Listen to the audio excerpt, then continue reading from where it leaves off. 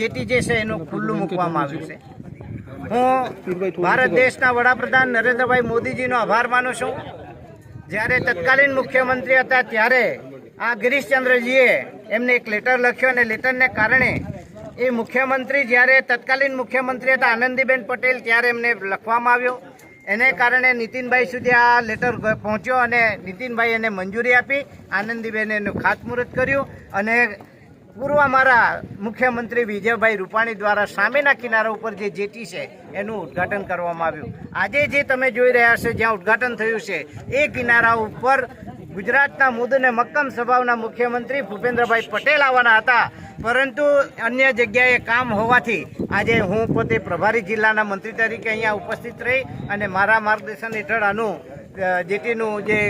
ઉદ્ઘાટન થયું છે એનાથી આપણા નર્મદા માતાના પરિભ્રમણ જે લોકો કરવા આવશે એ હજારો યાત્રીઓને એનો લાભ મળશે। પહેલાં કાદવ કિચડમાં જવા પડતું હતું અને આજે આપણે જોઈ રહ્યા છીએ કે કોઈનો પણ પગ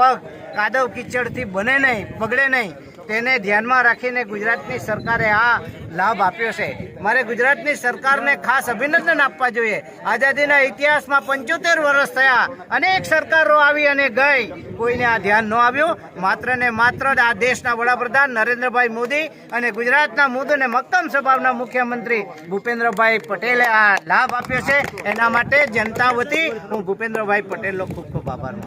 માનું કરતા ગુજરાતની અંદર તમે જાણો છો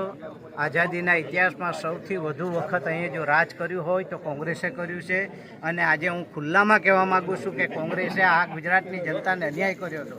અને ગુજરાતની જનતાને જે અન્યાય થયો હતો એ અન્યાય દૂર કરવાનું કામ મારી ભારતીય જનતા પાર્ટીની સરકાર અને ગુજરાતના મુદ્દને મક્કમ સ્વભાવના મુખ્યમંત્રી ભૂપેન્દ્રભાઈ પટેલે દૂર કરી છે। આવનાર વધુમાં વધુ સગવડો મળે એ દિશામાં પણ અમે આગળ વધવાના।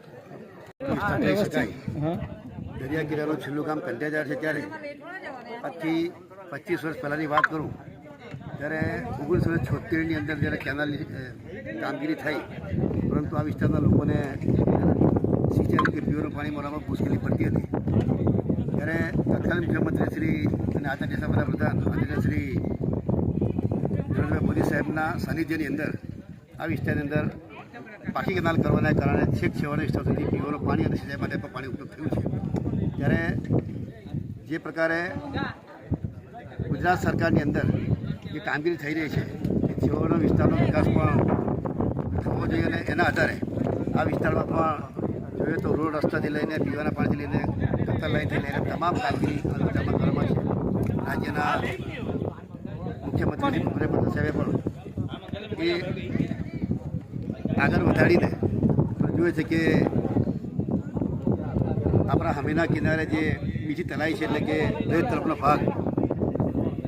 દેશની અંદર દુનિયાની અંદર પ્રથમ એવી નદી છે કે જેની પરિક્રમા થાય છે એવી મહા નર્મદાની પરિક્રમા અમારા કરતા ઉત્તમ સ્થળ છે અને અહીંયા અમરેશ્વર ખાતે જ્યારે અહીંયા દરિયામાં સંગમ સ્થળ છે ત્યારે તમામ લોકો દેશના લગભગ નહીં તો પણ દેશ અને વિદેશના લોકો અહીંયા નર્મદા પરિક્રમા માટે લગભગ લાખોની સંખ્યામાં દર વર્ષે આવે છે અને એ લોકોને જ્યારે જતી વખતે અહીંથી નર્મદા સમય કિનારે જવાની અંદર તકલીફ પડતી કાના કિનારની અંદર લોકોએ